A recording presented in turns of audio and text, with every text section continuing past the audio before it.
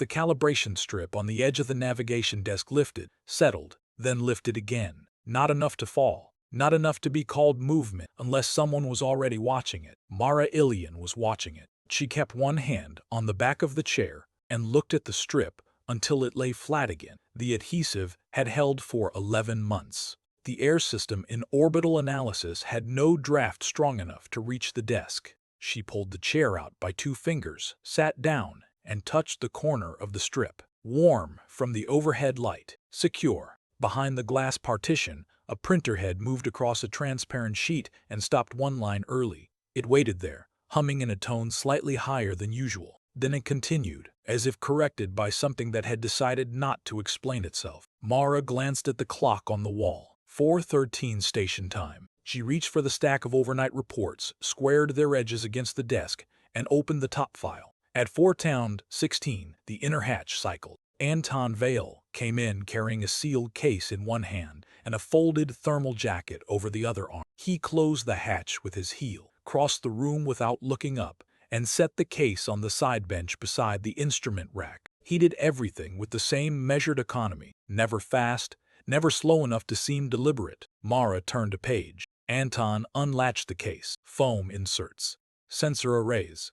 3 new gravimetric coils wrapped in static cloth. He checked the room display, then the secondary wall display, then the analog pressure gauge fixed beside the old relay cabinet even though the digital readout gave the same number with more precision. Mara said, "You're early." Anton hung the jacket on the chair near the door. No. She looked at the wall clock again. Bore 4:15. He was right. She said nothing and returned to the report in front of her. Across the station, morning routines were beginning in other compartment. Water pumps shifting load, corridor lights stepping from night dim to operational white, the low-passing tremor of the galley recycler starting its first cycle. Orbital analysis stayed slightly apart from those rhythms. It sat in the forward ring, close to the observation spine, where the hull insulation was thick and the silence seemed planned. Anton lifted one coil from the case and held it under the bench lamp. He turned it once, checking for microfractures in the ceramic housing. Mara read the first flagged summary from night shift.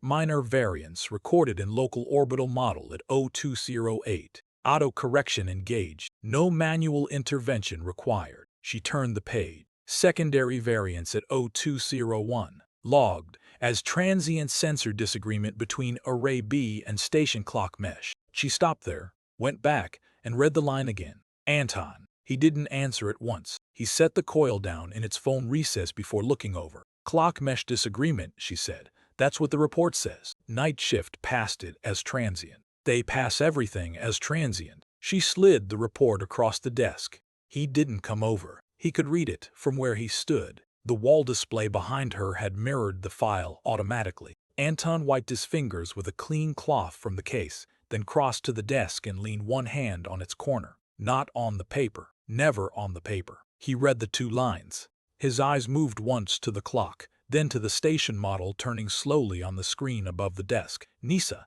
the gas giant below, 2 tagged debris fields, 1 maintenance tender docked at the aft ring. Was there a maintenance burn? He asked. None scheduled. Correction burst from the tender. No request. He straightened. Mara took the report back and turned another page. There it was again, buried deeper, phrased differently by a system that had tried to smooth its own uncertainty. Predicted mass influence registered without corresponding event marker. She placed the page flat with both palms. Anton said, "Read that." She did, once, then handed it to him without comment. He read the line and held the sheet a second longer than the others. Then, he set it down precisely on the desk, aligned with the grain in the composite surface.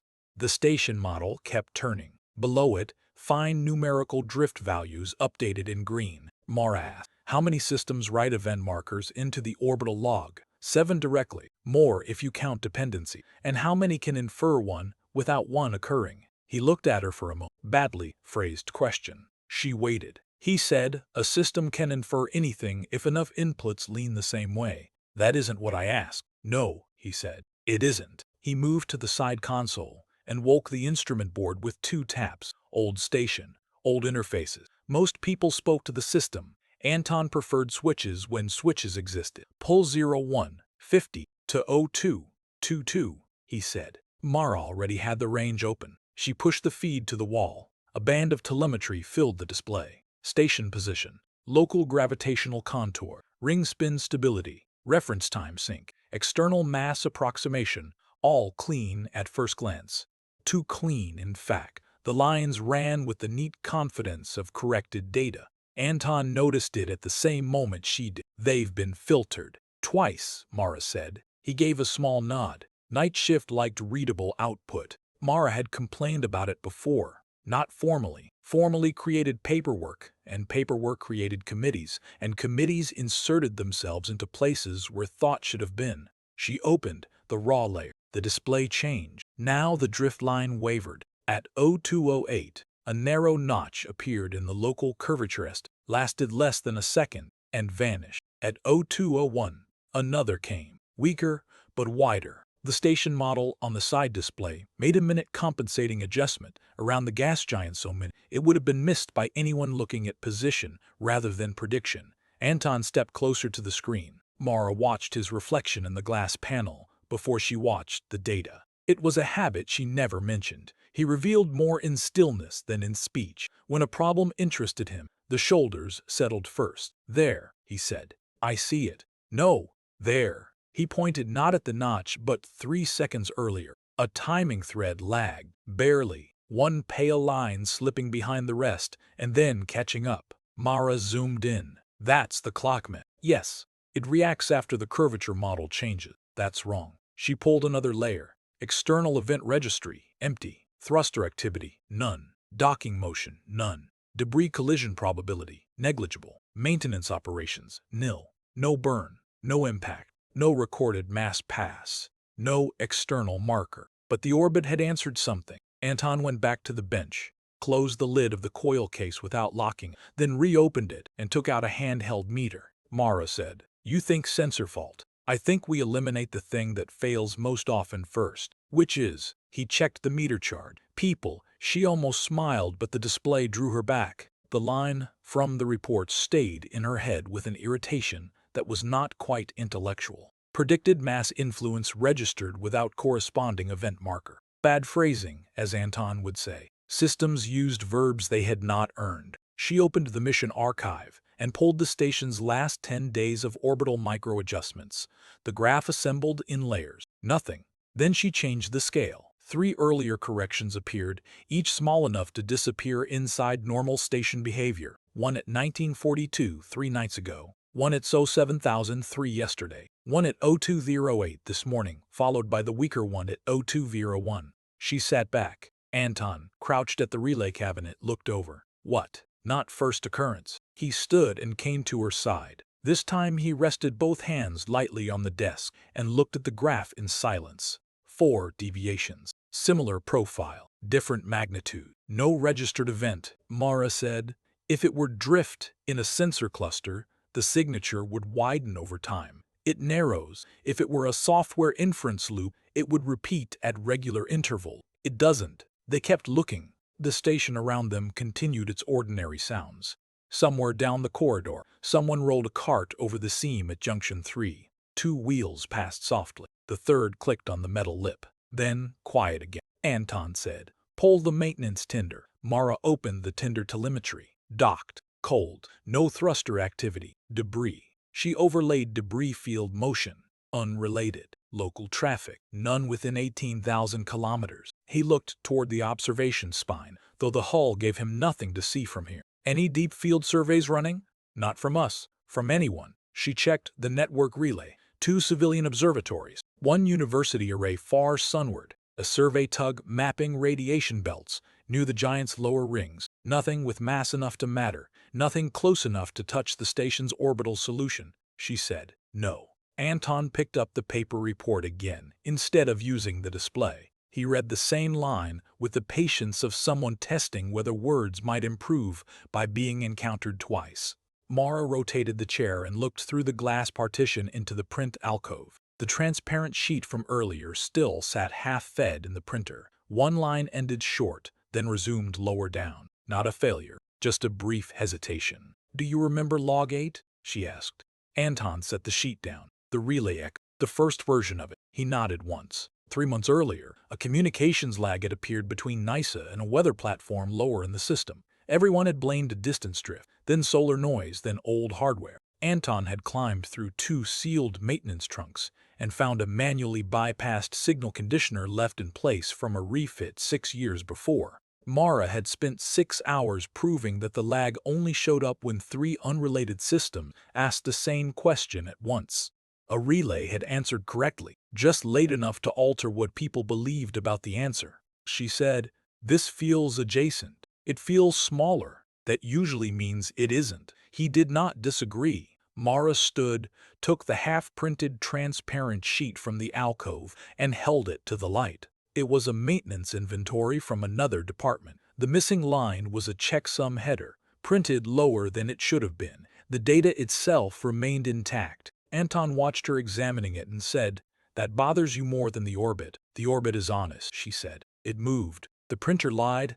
It hesitated. He took the sheet from her, looked at it for a moment, and laid it carefully on the desk beside the orbital report. 2 small things. A line, out of place. A correction, without a cause. The wall clock changed to 4:31. Mara returned to the console and opened the station timing architecture. The mesh spread across the screen like a set of thin white branches. Each module checked the others, then passed consensus outward into navigation, communications, environmental regulation, and the logging core, built for redundancy, designed so that one wrong pulse could be corrected before it mattered. At 02:08, one node had delayed by 0.4 seconds. At 02:11, 2 nodes had agreed on the wrong sequence for 0.6.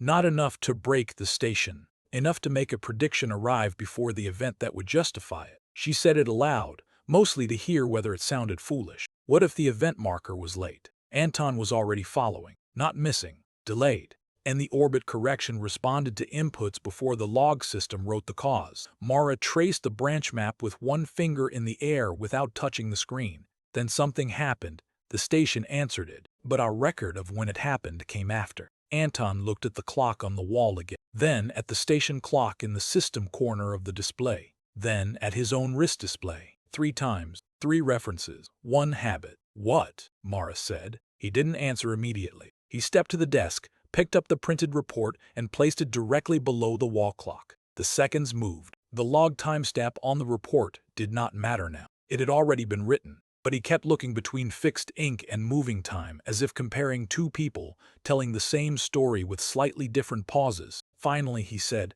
"If the marker was late, we don't have an orbital anomaly." Mara waited. He put the report down, flattening the page with 2 fingers. "We have a chronology problem." That changed the room, not in any visible way. The light remained flat. The air remained dry. The desk stayed crowded with paper, transparent sheets, and the old calibration strip that had lifted for no reason she could now justify. But Mara felt the station settle into a different shape in her. An orbital anomaly meant something outside them. Passing mass, unregistered traffic, sensor distortion, physical cause. A chronology problem belonged inside the station, inside the system, or the people who built them, or the people who used. She opened a restricted menu and requested full sequence integrity from 01030 onward. The screen paused, not long. Less than a breath. Then a response line appeared. Sequence rev. Available. Estimated compile gap. 12 seconds. Anton saw it too. Mara said, "Compile gap." He was already reaching for the second chair. He dragged it beside hers, sat, and set the handheld meter on the desk between the paper report and the transparent sheet with the displaced line. Neither of them spoke. The review counter began to climb. On the far side of the glass, the printer woke again by itself and finished the line it had left incomplete. The counter stopped at 11. It stayed there long enough for Mara to think the request had frozen. Then the screen shifted, not to the review output, but to a permissions prompt she had not seen in months. The lettering was older than the station's current interface standard. Narrow font, plain white text, no colored priority mark. Sequence. Individual reviews, recures, archive, AC's tests are forest mission log crosscheck. Anton read it once. "That's new."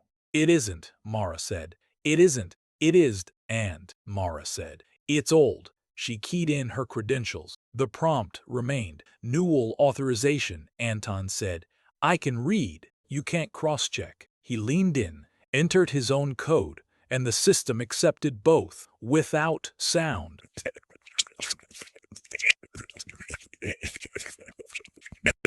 For a moment, the display went clear except for the station clock in the upper corner and the orbit model on the auxiliary screen, still turning with the same quiet indifference as before. A column of event markers ran down the left side. System checks. Thermal equalization. Outer hull telemetry. Corridor lighting phase shift. Recycler startup. Routine things from a station whose life depended on routines remaining routine. To the right sat the confidence stamps. Most were green. 2 at 028 and 028 and 0211 were amber. Beneath them, in smaller type, the cross-check line unfolded one segment at a time. Event reference available in archived mission list. Mara looked at Anton. He said, "Archived. That's not how navigation writes." "No." She scrolled. At 0208, the live sequence contained no source event, only the orbital response. In the archive layer, nested beneath it, there was a tag, LAGOC 12 Salashage, PREL Minery Slashi, unfiled. Below that, no description, no department signature, no author. At 0211, a second correction referenced the same tag. Anton sat back by a few centimeters. Unfiled mission logs aren't supposed to touch the live clock. They can't, Mara said. Apparently, she opened the archive pointer. The system gave her a warning first. UN resolved CHR analogetical conflicti. Viewing may present non-sequential references, Anton said. That's a very careful sentence. It's a frightened. The file opened as a skeleton record. Mission log 12. No header. No assigned shift lead. No vessel designation. No vessel designation. No external sender. Only fragments, timing anchors, checksum remnant, and a small block of metadata that looked as if it had been copied from a larger source and then stripped down to survive transit. Mara read aloud the only complete line on the screen. Orbital stabilization confirmed around event origin. She stopped there. Anton asked, "That all?" "No." She scrolled lower and found the second complete line. Event origin unresolved. Confirmation precedes occurrence. They looked at the text together. Mara had spent enough time around bad reports to know the difference between a person using the wrong words and a system assembling the best words it could from damaged structure. This was not bad writing. It was a damaged statement that had once belonged to something larger. Anton picked up the transparent print sheet from the desk and turned it over in his hand. Could be corruption. It could. Tid. He placed the sheet down again with its blank side up. "Do you believe that?"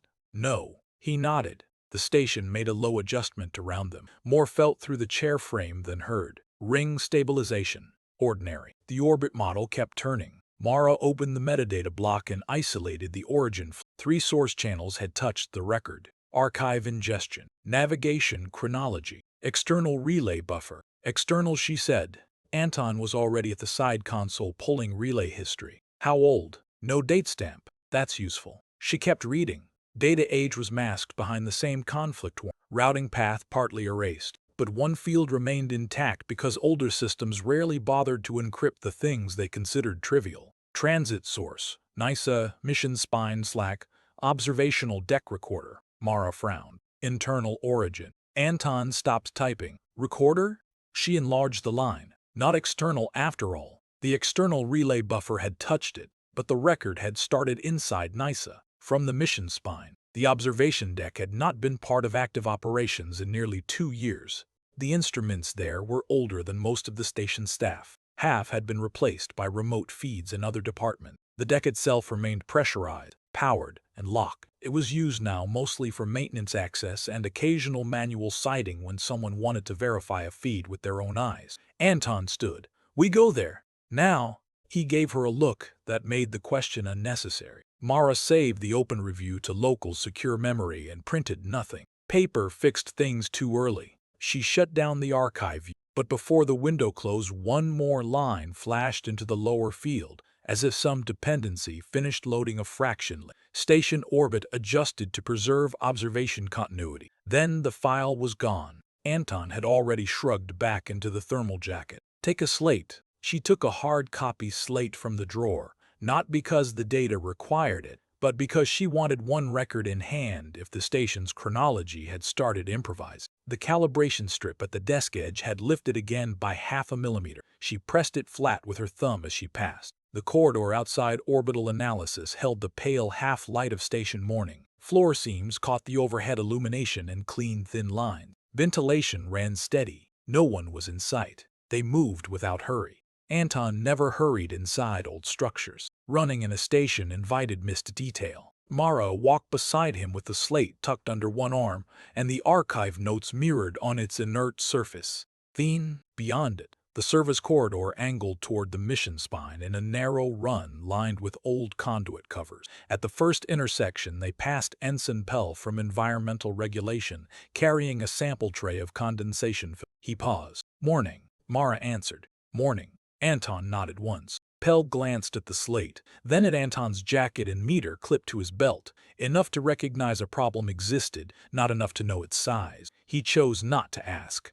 On Nisa, that was either wisdom or training, sometimes both. They continued. The mission spine occupied the station's forward axis, where observation ports, legacy sensor housings, and the original recorder banks had been built, before later refits pushed most operations into cleaner digital layers. The closer they got, the quieter the station became. Fewer people worked here. Fewer systems needed to announce them. At hatch M4, Anton keyed manual access instead of voice authorization. Mara waited. He said, "If there's a bad sequence call in the control layer, I'd rather not teach it our voices." The hatch opened on the second cycle. Inside, the temperature dropped by 2 degrees. The air smelled faintly metallic. Not unpleasant, just older. The observation deck curved ahead in a half-ring around a central recorder station. Darkened ports lined one side behind polarized shielding. On the other stood cabinets, dormant consoles, cable trunks, and 3 archival recorder towers that should have been asleep.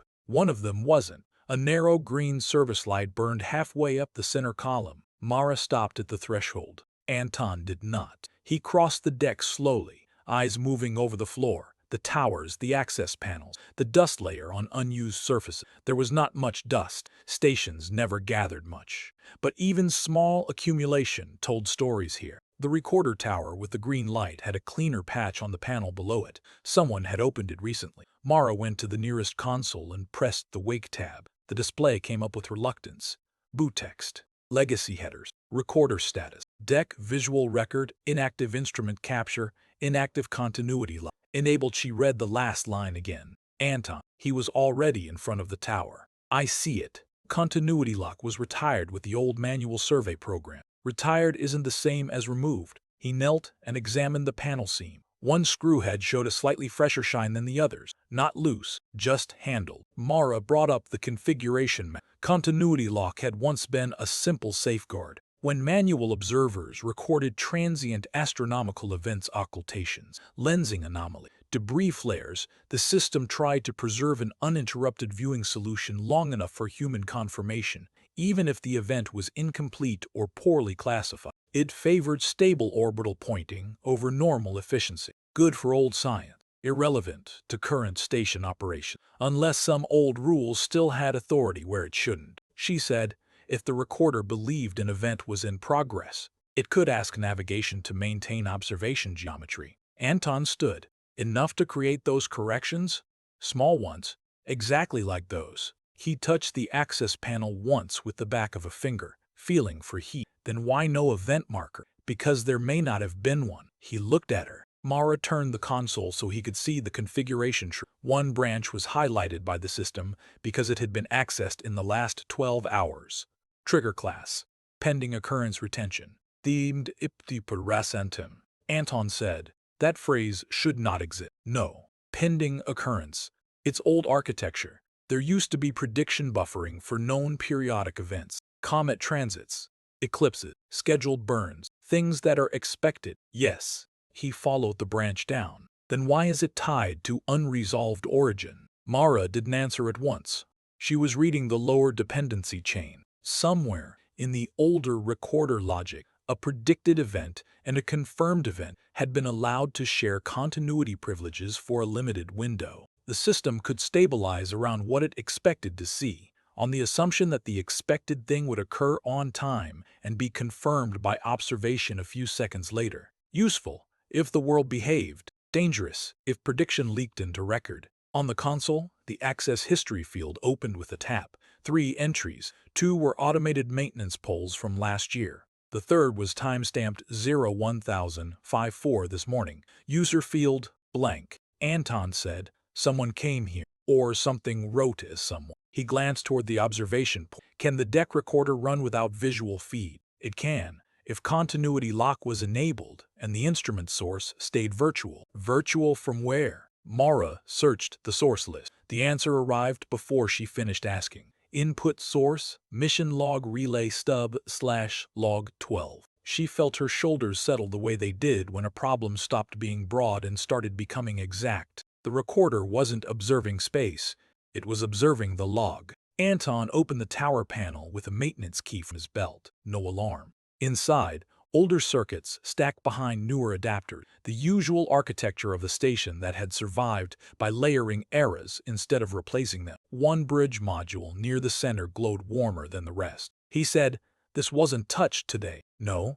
Longer. Weeks maybe. She stepped closer. The module had a serial plate rubbed nearly smooth. A bypass cable, clean compared to its neighbors, ran from the recorder bridge into a timing buffer that should not have been physically linked. Anton followed the cable with 2 fingers, not touching the connectors. Someone patched continuity lock into the station chronology book. Mara said, why? He looked at the cable, then at the old green service light still burning halfway up the tower. To make sure the station keeps looking. The sentence landed cleanly because it matched the evidence too well. Not sabotage. Not yet. Sabotage usually hid its intentions better than this. This looked like preservation. Mara set the slate on the central desk and woke its local camera. Record from now. Anton gave a slight nod. She started with the tower, the bridge module, the cable path, the access panel, then the console tree with pending occurrence retention and mission log relay stub. She spoke only the necessary labels, not theories. Object, state, connection, timestamp. When she finished, Anton said, read the deck's local cache. I'm trying. The cache field was partially locked by the same chronology warning, but local memory on old systems had habits. The newer ones did not. It stored fragments in plain order even when the main record stack disagreed. Mara bypassed the top layer and opened raw segment. Dozens of tiny entries appeared, most useless. Buffer checks, sightline maintenance, empty frame hashes. Then one segment held. 0207588, pre-event retention window opened. 020758, pre-event retention window opened. Do2, 0208, 000, event confirmation awaited. Do2006, event confirmation deferred. 021112, orbital continuity request renewed. 021042, source log remains ahead of occurrence. 021115, observation continuity preserved, ahead of occurrence. Anton read over her shoulder. Not corruption. No. He put one hand on the recorder housing. This system believes it is waiting for something that has already been logged. Mara looked at the raw entries again. The words were simple. That made them worse. Somewhere inside NISA, a record existed of an event not yet confirmed by time. She said, Mission Log 12 was created before the thing it describes. Anton did not speak for several seconds. Then he reached into the open tower and disconnected nothing. He only traced the bypass cable to its origin, found the adapter tag tucked behind a support rib, and pulled it free enough to read. Handwritten on old maintenance tape, faded but legible, OBS, canned SH do not, remove, no initials, no date. Mara turned the tag over. The back had one more line, pressed hard enough to cut the tape surface. If sequence slips, hold orbit first. Neither of them moved. From somewhere deeper in the spine, an old relay clicked once, answered by another farther aft. The station continued around them as if nothing had changed, but on the raw cache display, the final line, updated by a single word, observation continuity preserved pending return. Anton saw it. Mara felt the room narrow by a degree that had nothing to do with pressure or temperature. Return, she said. Anton closed the tower panel halfway. Not fully. Of what? The console did not answer. The word remained on the screen longer than it should have, not blinking, not highlighted, just present, as if it had always belonged there and the rest of the line had finally caught up to it. Mara did not reach for the console this time.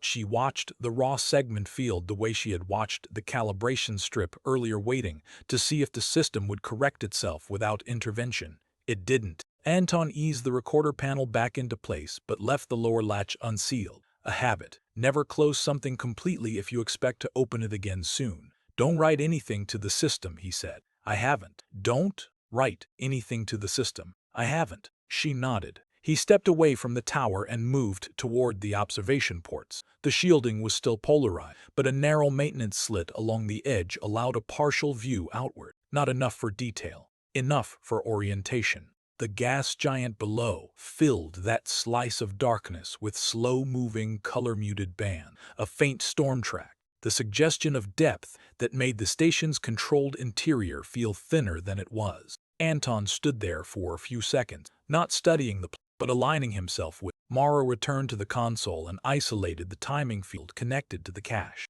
02, 08, she said. That's when the first correction happened. Anton didn't turn. Yes. Cache says pre-event retention window opened 2 seconds before. That's prediction. Yes. And the confirmation never came. Deferred. He turned then. Not missing. Delayed. He turned then. Not missing. Delayed. They held that again. Mara scrolled further down the cache, looking for anything beyond OW11. There were entries, but they changed character. Less precise, more like a system writing to itself. 021118, retention window extended. 021118, retention window extended. 02111024, observation priority elevated. 021131, temporal alignment unresolved. She tapped the last line, alignment unresolved. Anton walked back to the console. Define unresolved. It can't match what it expects with what it's seeing. What it's seeing is nothing. Then what it expects is something. He leaned closer, reading each line without hurry. Show me the expectation. Mara traced the dependency chain again. The expectation wasn't in the recorder. It was coming from the log relay stub, the same place mission log 12 had been sourced. She reopened the archive pointer, bypassing the upper warnings this time. The skeleton record returned. Mission log 12. No header. No author. 2 complete line. Orbital stabilization confirmed around event origin. Event origin unresolved. Confirmation precedes occurrence. Anton read them again, then said, there's a third statement implied. Mara waited. He tapped the screen lightly, just under the second line. If confirmation precedes occurrence, then something recorded the event before it happened. Yes.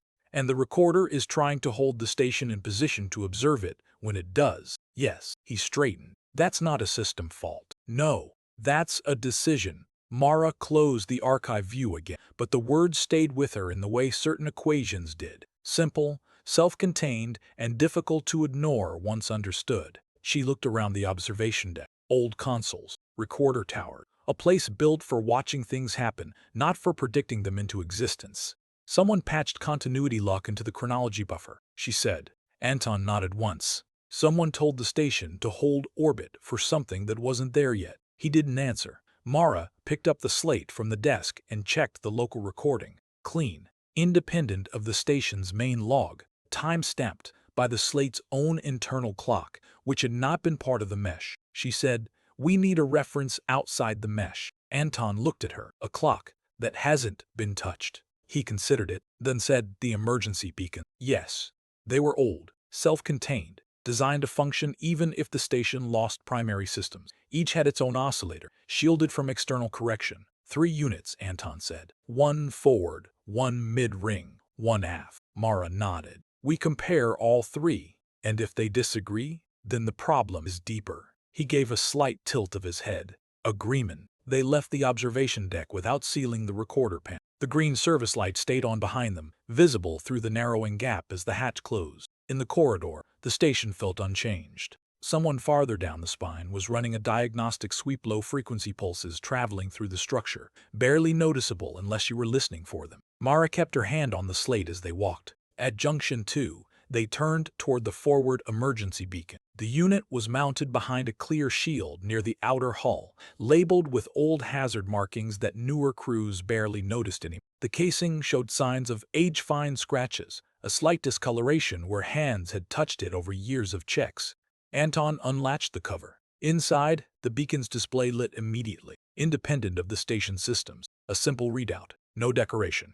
Time. Mara compared it to the station clock on her slate. Difference, she said. How much? .8 seconds. Anton watched the number. The difference didn't close. Drift? He asked. No. If it were drift, it would change gradually. It isn't. They stood there for a few seconds watching two clocks that refused to agree. Anton closed the beacon cover and moved on. Mid-ring beacon next. The walk took longer. The station's activity increased slightly as they left the quieter spine crew moving between compartments. A maintenance team carrying a replacement filter, someone laughing briefly in a distant corridor before the sound cut off as a hatch sealed. Ordinary life, moving on a timeline that might not be as stable as it believed. At the mid-ring beacon, Anton opened the cover without slowing. Mara checked the display. Difference, she said again. Same? No. How much? .4 seconds. Anton looked at her. Half the forward difference, she added. He nodded slowly. Which one is correct? He said. Mara didn't answer. They moved to the aft beacon. The path there curved through a section of the station that had been updated more recently. Cleaner path, brighter lights, fewer signs of age. The beacon itself, though, was the same design as the others. Older systems endured. Anton opened it. Mara checked. She waited a second longer this time before speaking. Difference, she said. How much? 0. Anton exhaled once, not loudly. Only one matches the station clock. Yes. And the others are ahead. Forward more than mid. He closed the cover gently. Mara said, the discrepancy isn't random. No, it's spatial. He looked back down the corridor they had come from, toward the mission spine. Closer to the observation deck, he said. The time runs further ahead. Mara felt the shape of the problem settle again. Not drift, not corruption. Alignment. The station's internal time wasn't slipping uniformly. It was shifting differently depending on where you stood. She said, the recorder isn't just holding orbit. Anton finished the thought. It's pulling the station's timing toward the event. Mara looked at the slate. If the event exists in the log before it occurs, then parts of the station are starting to agree with that version of time, Anton said. They stood in the aft corridor, the quiet here different from the observation spine. Newer, less layered, less history. Mara said, we need to see how far it spread. Anton nodded. They began walking back toward orbital analysis, but slower now. At each junction, Mara checked the slate against wall clocks, against personal devices, against any independent timing reference she could find. Small differences, tenths of a second, but always consistent with position. Closer to the spine, the station was slightly ahead of itself. Farther away, it remained closer to baseline. At Junction 3, they passed Ensign Pell again. He had finished his filter work and was logging results into a handheld terminal. He looked up as they approached. Something wrong with the timing? He asked, casual but not careless. Mara considered how much to say. Anton didn't pause. Run your system checks locally, he said. Don't sync until we clear it. Pell blinked once, then nodded. Understood. No questions. They moved on. By the time they reached orbital analysis, Mara had a rough map in her head. The distortion centered on the mission spine, specifically the observation deck, specifically the recorder tower. She placed the slate back on the desk and brought up the station-wide timing. Look, she said. Anton leaned over her shoulder. The mesh spread across the display again, but this time she overlaid the beacon discrepancies as reference points. A gradient appeared, subtle but unmistakable. Time, inside Nisa, was no longer uniform. Anton said, how long until it matters operationally? Mara ran a quick projection. If it continues at this rate, she stopped. He waited. We'll start seeing sequencing errors in automated systems within 3 hours. Life support. Eventually. Docking. Sooner. He straightened. Navigation. Navigation. Sooner. He straightened. Navigation. She looked at the orbit model. It was still stable. Still precise. Still responding to something that had not yet occurred. Already affected, she said. Anton picked up the paper report from earlier and placed it beside the slate again, aligning its edge with the desk grain as he had before. Then, we don't wait. Mara nodded. But we don't shut it down blindly, she added. No, If continuity lock is holding for a reason, we find the reason first, he said. She looked at the calibration strip on the desk. It lay flat now, perfectly aligned, more perfectly than it had any right to be. Mara pressed it lightly with her finger. It didn't move. Anton saw her do it. Neither of them spoke. On the wall display, the orbit model completed another rotation. Unchanged, stable, waiting. The calibration strip did not lift again. Mara left it alone after that. She shifted her attention back to the timing map and expanded the mesh outward, layer by layer, watching how the discrepancies propagate. The gradient wasn't sharp. It didn't behave like a fault radiating from a single point. It felt more like agreement spreading quiet, incremental, persuasive. Anton stood beside the desk, one hand resting near the edge but not touching any. His gaze moved between the map and the orbit model, not comparing them directly, but letting them sit in the same frame of thought. "Show me rate of change," he said. Mara pulled historical overlays from the last hour and compressed them. The gradient had been smaller at 0330, smaller still at 03, barely measurable before that. "It's accelerating," she said. Anton nodded once. "Of course it is, because the recorder is still holding the continuity window open, and the station keeps adjusting to match it." She zoomed into the mesh near the mission spine. The nodes there showed tighter agreement with each other than with the rest of the station. Not synchronized. No, that would have been normal. This was different. They were converging toward a slightly advanced reference, one that didn't belong to the station's original clock. Mara said, "It's not forcing time forward." "No," Anton said. "It's convincing systems that forward is correct." She leaned back. "Then, we're not dealing with drift. We're dealing with consensus." The words settled between them. Consensus was harder to correct than error. Error could be isolated, flagged, removed. Consensus required breaking agreement. Mara looked at the slate. "We have 3 independent references." Anton followed her thought immediately. "Forward beacon, mid beacon, aft beacon." "Yes. Which one do we trust?" She didn't answer right away. The aft beacon matched the station clock, but the station clock was already part of the mesh. The forward beacon showed the largest deviation. The mid beacon sat between. Anton said, "If this is a gradient, then the forward beacon is closest to the source, and the aft is least affected." Mara nodded slowly. "Then the aft beacon is our best baseline." Anton reached for the side console and pulled up system routing. "We isolate the aft reference." "Not isolate," Mara said. "Anchor." He glanced at her. "If we isolate it, the rest of the station keeps drifting," she said. "If we anchor to it, we force disagreement." Anton considered that, then adjusted his inputs. "Anchor point," he said. He began rerouting the timing map, carefully, one subsystem at a time. No broad commands, no global resets. Each change was local, deliberate, reversible. Mara watched the mesh respond. At first, nothing happened. Then a slight tension appeared in the gradient. Nodes near the aft ring resisted the forward pull more strongly. The difference didn't disappear, but it stopped growing there. Anton said, "It's holding, for now." He continued the adjustments, extending the anchor influence toward mid-ring system. The gradient compressed slightly. Not much, but enough to see. Mara said, "The recorder is still pushing." Anton didn't look up. "I know." She opened the continuity lock parameters again. The retention window was still active. No end condition defined. "Anton," he paused. "There's no termination." He looked over. No event confirmation, no timeout, no manual override. He stepped closer. Then, whoever set this up didn't intend for it to stop. Mara felt the weight of that. Not sabotage, not maintenance, intention.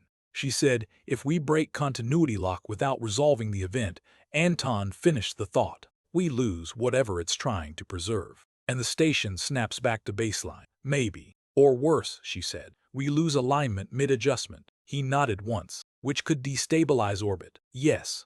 They stood in silence for a moment. The orbit model continued its slow rotation, unchanged, too unchanged, too unchanged. Mara said, "It's already adjusted 4 times. Small corrections, precise ones." Anton looked at the model. "Precise enough to assume the system knows what it's doing." Mara didn't like that sentence. Systems didn't know. They followed, unless something had taught them differently. She turned back to the archive pointer. "Mission log 12. Anton didn't respond, but his attention shifted. She reopened the skeleton record. The 2 lines remained. no new text. But the metadata had updated. A new field appeared at the bottom. Sequence alignment progress, 17%. Mara felt her hand tighten slightly on the edge of the desk. It's tracking. Anton stepped closer. Tracking what? Alignment. With what? She didn't answer. The percentage ticked to 18%. Slow, steady, not tied to any visible system change. Anton said, "That's not coming from the recorder." "No, then it's coming from the log itself." Mara looked at the two lines again. Orbital stabilization confirmed around event origin. Event origin unresolved. Confirmation precedes occurrence. She said, "If the log is ahead, then the station is trying to catch up," Anton said. They both understood it at the same time. The station wasn't predicting an event. It was aligning itself to a record of one. Mara said it quietly. "The event has already been written." Anton nodded, and were moving toward it. The room felt smaller again, not physically, structurally, as if the station's internal order had shifted 1 degree off its original axis. Mara closed the archive view. "Then we need to see the full log," Anton said. "There is no full log." "There was, and now there isn't." She shook her head. "No, it's still there. We're only seeing the part that's been allowed." He looked at her. Allowed by what? She didn't answer. Instead, she opened the relay buffer history, not the clean interface, the raw layer beneath. Fragments scrolled past. Most were unreadable. Checksum failures, partial packet, routing loop. Then one segment stabilized long enough to extract. Mara froze the frame. Anton leaned in. The text was incomplete, but clearer than anything they had seen so far. Log sequence initiated prior to event boundary. Observer continuity required to maintain frame integrity. Loss of alignment results in event collapse. Mara read it twice. Anton read it once. "Event collapse," he said. She nodded. "If alignment fails, the event doesn't occur." He looked at her. "Or it occurs differently." She felt that possibility settle somewhere she didn't want to examine too closely. Mara said, "The station is being used as an observer." Anton's gaze shifted toward the mission spine, even though they were no longer there. Not just observing, stabilizing. She understood. In older physics models, observation could define outcome, not in the simple ways people like to say, but in systems sensitive to timing, alignment, and frame reference. The act of maintaining continuity could preserve a sequence that would otherwise fail to resolve. Mara said, "If the event depends on being observed, then the station has to stay aligned until it happens." Anton finished. They stood with that. The implication wasn't dramatic. It was worse. It was precise. The station was no longer just a place. It was part of the event. Mara looked back at the timing mesh. The gradient still held, slowed, but not reversed. "Alignment progress is increasing," she said. Anton checked the archive pointer. 20%. She exhaled slowly. "We don't have hours." "No. If we let it complete, we don't know what completes," he said. "And if we stop it, we don't know what we lose." Mara closed her eyes for a brief second, not to think, to clear. When she opened them, she looked at the slate, then at Anton. "We go back to the recorder." He didn't hesitate. They left orbital analysis again, moving with the same controlled pace as before. No rush, no wasted motion. In the corridor, the station continued its ordinary routine. But Mara noticed something new. At Junction 3, the cart seam click came a fraction earlier than it should have. She didn't mention it. Anton had already heard it. They reached the mission spine. The hatch to the observation deck opened on the first cycle this time. Inside, the green service light was still on. The recorder tower waited, unchanged, except for one detail. The console beside it had activated on its own. A single line displayed, observation continuity stable, awaiting return. Mara stepped closer. "Return," she said again. Anton stood beside her. Neither of them touched the console. The word sat there, unexplained, unmoving, but no longer abstract. Mara looked at the recorder tower, then at the observation ports, then back at the console. If something is returning, Anton followed her line of thought. Then it left. They stood in the quiet of the observation deck. Old system, old logic, holding a place for something that had already been recorded but not yet arrived. The station around them continued to align, slowly, patiently, as if it had all the time it needed. Mara went to the observation ports first. Not because she expected to see anything, because the console had begun using the word return, and she wanted one plain fact before the station offered another. She slid back the maintenance shield by a few centimeters and looked through the narrow strip of polarized glass. The gas giant still filled most of the view, banded and slow, its upper atmosphere turning with the kind of patience that made station clocks feel invented. Farther out, one of the ring arcs held a thin silver line of reflected light. No vessel, no flare, no moving shadow large enough to read. She let the shield settle back into place. Nothing visual, she said. Anton was at the recorder tower again. Panel open now. One hand braced on the frame while he studied the bridge module and the bypass cable. He wasn't looking for failure he was looking for intent. Good, he said. She turned from the port. Good? If there were something visible, everyone else would already be involved. That was true. The observation deck remained self-contained in a way the rest of the station no longer was. Here, the problem still had edges. Mara stepped to the console and opened the local cache again. The last line remained. Observation continuity stable. Awaiting return. Below it, a small indicator she hadn't noticed before showed an instrument source cycling at low power. Not optical, not gravimetric. Frame reference. She tapped it open. The system diagram that appeared belonged to an older era of station design, back when engineers labeled things more literally and with less confidence. Signal paths were rendered as thin lines with square nodes. Comments sat in the margins where someone had once assumed a human would need to read them years later. One note had survived. Use only when event frame cannot be reconstructed from standard sequence order. Mara read it twice. Anton asked, "What is it?" Frame reference reconstruction. He looked over but did not leave the tower. For what? She followed the line tree downward. The input source branched into the observation recorder, the timing mesh, and something else. A manual witness layer. Mara felt the room become exact again. Anton. He heard it in her voice and came over. She pointed to the diagram. The witness layer had not been removed. It had simply gone dormant with the rest of the old continuity system. It allowed a manual observer to confirm sequence order when instruments disagreed, not by entering an interpretation, but by establishing a stable human frame of observation. Presence, then continuity, then confirmation. Anton read the note beneath it. Observer must remain within frame until event resolves. He said nothing for a few seconds. Then, so that's what this deck was built for. In part, not just seeing. Holding sequence. Yes. Yes. The implications unfolded cleanly from there, which made them harder to refuse. Mission Log 12 existed ahead of occurrence. The station had adjusted orbit to preserve observation continuity. The old deck systems had been patched into the station's chronology so that if sequence slipped, the orbit held first. And now the console was awaiting return. Not of a ship, of an observer. Mara said, "Someone started this."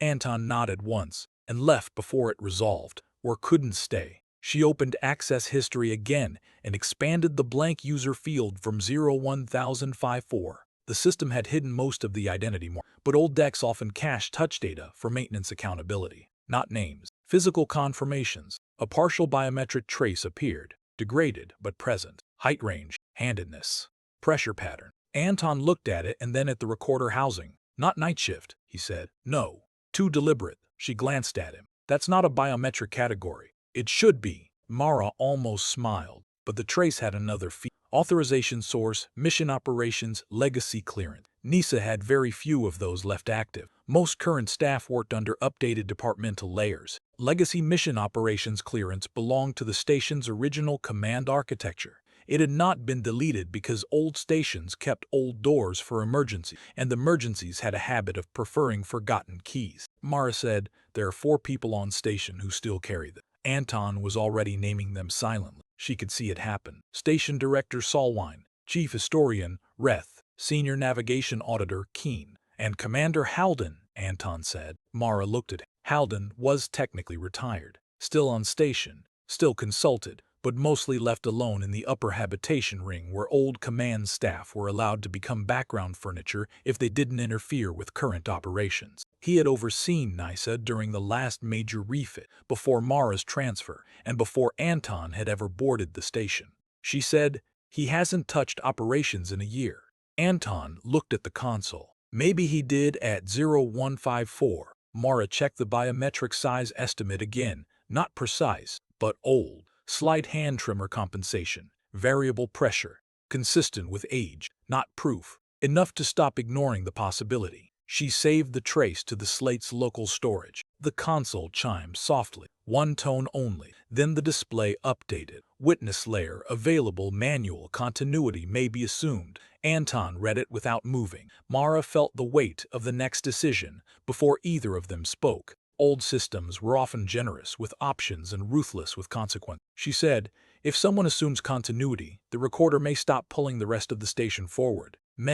It would localize the event frame to this deck, or localize the damage. She didn't argue. On the console, a second line appeared beneath the first.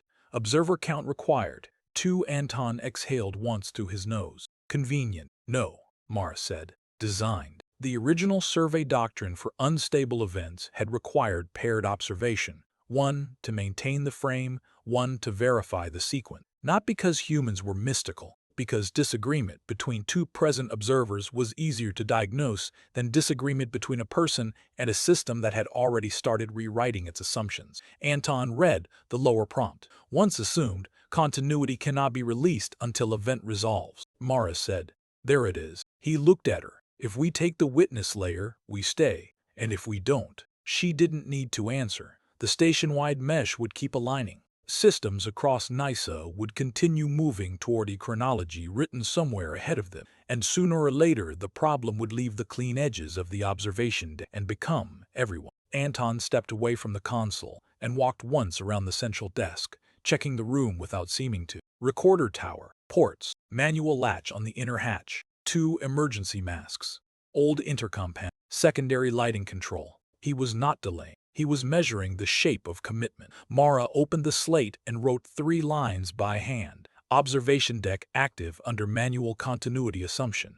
Station timing gradient linked to mission log 12. Archive conflict. Do not interrupt local deck systems without direct order from Vale or Ilion. She left the slate on the central desk where it would be the first thing seen by anyone entering after them. Then, she used its local transmitter-independent short range to send a narrowband copy to Orbital Analysis and to Ensign Pell in Environmental, because Pell had already been told not to sync and was likely to obey written clarity better than hearsay. Anton noticed. Why Pell? He asks fewer bad questions than most lieutenants. He accepted that. Mara added one more note to the transmission. If timing errors exceed 1 second station-wide, cut non-essential automation and hold manual operations. No signatures beyond initials. She looked up. We should notify command. Anton was checking the hatch's manual seal. Not yet. Because if Halden started this, I want the reason before the room fills with people who prefer procedure to thought. Mara knew he was right,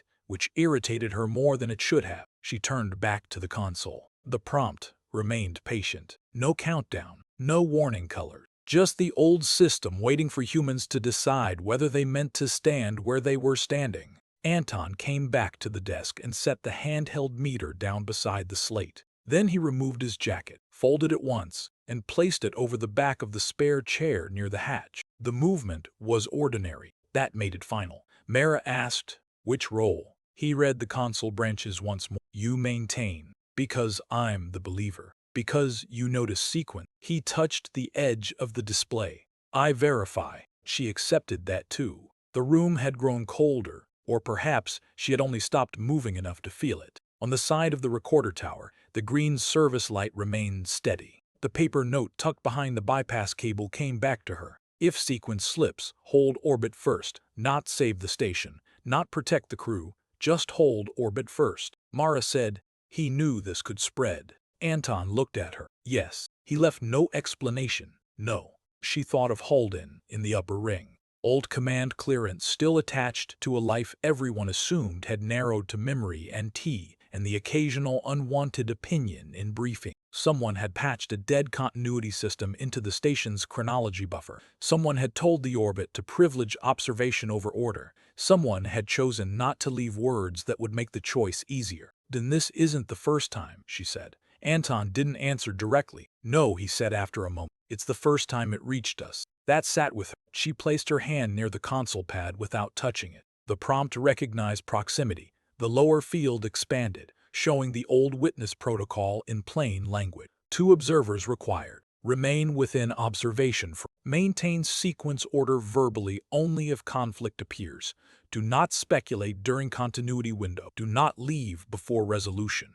Anton read the lines and gave the faintest tilt of his head. Sensibly written. Until the last instruction. That's the most sensible one. Mara let her fingers rest on the edge of the console. No speculation during continuity.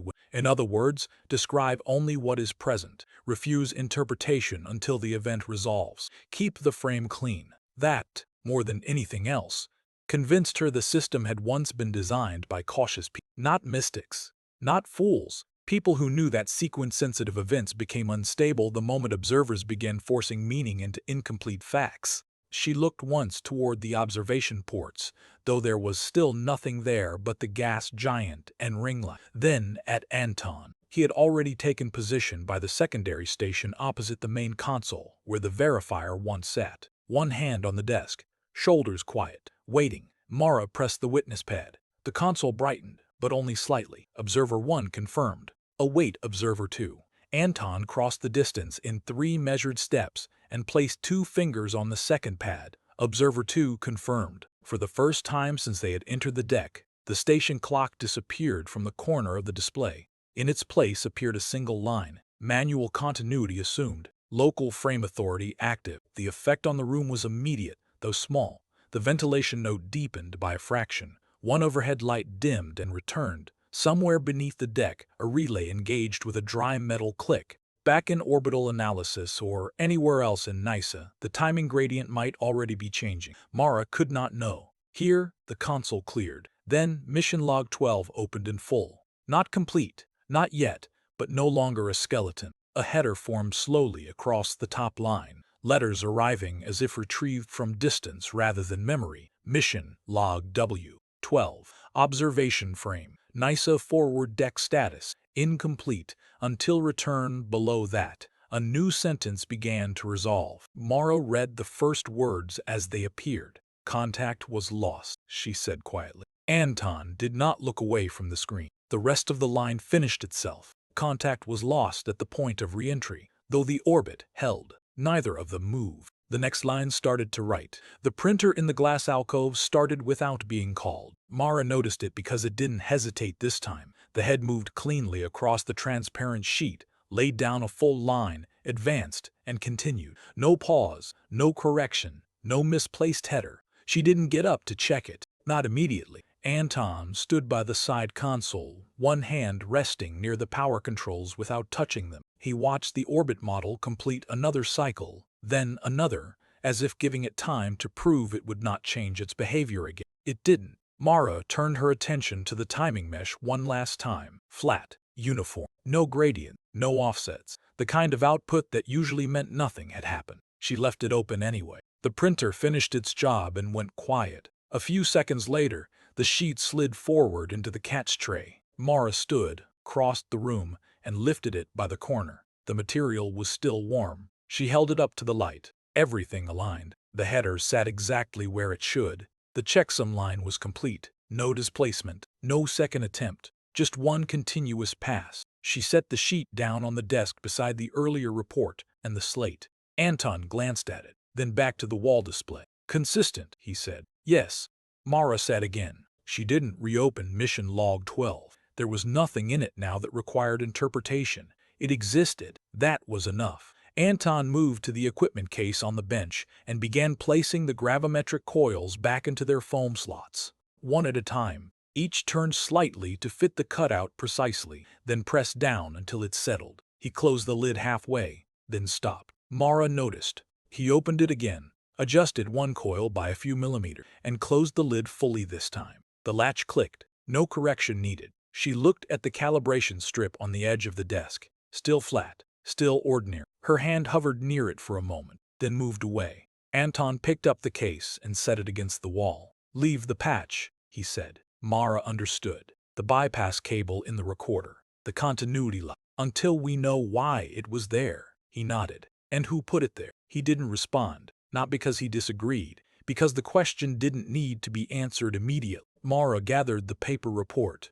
the new transparent sheet, and the slate, aligning their edges before placing them in a neat stack. The act was small, unnecessary, but it matched the rest of the room now. Everything in place. Nothing ahead of itself, nothing behind. She said, "We'll need to file a summary." Anton leaned against the side console, arms relaxed. "Minimal," he said. "Yes, no speculation, just sequence." He nodded. She began outlining it on the slate. Time of initial variance, observed discrepancies, recorder continuity lock, manual frame alignment, resolution. No mention of event collapse. No mention of event collapse. No mention of prediction preceding occurrence. No mention of return. Those belonged elsewhere, or nowhere. Anton walked to the hatch and paused there. Mara looked up. He said, "The beacons." She checked the slate. All aligned. Keep them unsynced. For now. He opened the hatch. The corridor outside held the same steady rhythm as before. Footsteps. Distant equipment. The low, constant hum of a station that had returned to its normal pattern. Mara followed him out.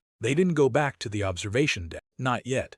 There was nothing there that required immediate attention. The recorder would remain. The patch would remain. The system would behave. Until it didn't. At Junction 3, the seam in the floor caught the wheel of a passing cart. The click came exactly on time. Mara heard it. So did Anton. Neither of them reacted. They reached the mid-ring and paused briefly near the emergency beacon. Anton opened the cover. The display showed a single time, matching the station. He closed it again. No adjustment, no verification needed. Mara said, "We should check the forward unit later." Anton nodded. "Not now." No. They continued toward the central hub. Crew moved around them. Routine conversations, routine tasks. No sign that anything had shifted. No indication that the station had briefly operated on a different sequence of events. Mara wondered, not for the first time, how much of the station's behavior went unnoticed simply because it resolved itself before anyone thought to look. Anton stopped at the entrance to orbital analysis. He didn't go in immediately. Mara waited. He said, "If it happens again." She looked at him. "We don't assume it resolves the same way," he said. "No, and we don't assume it should." She nodded. He stepped inside. Mara followed. The room felt unchanged. Desk, displays, paper, light. The printer sat idle. The calibration strip held its place. Anton returned to the side console and powered down the instrument board completely this time. Not standby. Off. The wall display dimmed. The orbit model disappeared. The room settled into a quieter state. Mara placed the stack of materials in the drawer and closed it. She left the slate on the desk. Active. Independent. Anton sat in the chair he had used earlier and leaned back slightly. Not resting. Just occupying the space. Mara remained standing for it, then sat as well. Neither of them spoke. The station continued around them. Time moved forward. Consistent. Unremarkable. Mara reached for the calibration strip. She didn't press it. She didn't adjust it. She just placed her finger lightly against its edge. It stayed where it was. No lift, no movement, nothing to correct. She removed her hand. Anton watched, then looked away. The overhead light held steady. No flicker, no delay. Just a constant, even illumination. Mara opened a blank entry on the slate. She didn't write anything. After a few seconds, she closed it again. The drawer remained shut. The reports inside it remained aligned. Mission Log 12 remained in the archive. Complete, filed, unremarkable. Anton stood. He picked up the thermal jacket from the chair near the door and folded it once before placing it over his arm. Mara didn't move. He said nothing. He left. The hatch closed behind him with a soft seal. Mara remained at the desk.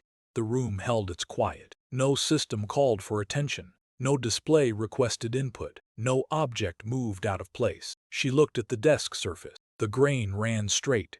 The paper edges matched it. The strip followed it. Everything aligned. She rested her hand flat on the desk for a moment, then lifted it. The air system cycled. A faint shift. Nothing more. Mara stood, turned off the overhead light, and let the room settle into its lower illumination. She stepped to the hatch, paused, looked back once. The desk, the strip, the empty chair. Then she left. The hatch closed. Inside, the room remained still. The printer did not start. The calibration strip did not lift. The station held its orbit, and nothing else followed.